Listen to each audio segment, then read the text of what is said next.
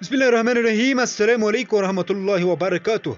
इंसानियत को जहन्नम से बचाने का जज्बा, इंसानियत को जहन्नम से बचाने का जज्बा।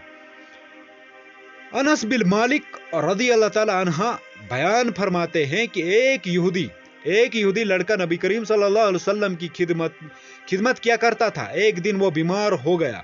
रसूलुल्लाह सल्लल्लाहु अलैहि वसल्लम इसकी अयादत के लिए तशरीफ ले गए और इसके सराहने बैठ गए और इससे फरमाया, मुसलमान हो जाओ। इसने अपने बाप की तरफ देखा, बाप वहीं मौजूद था।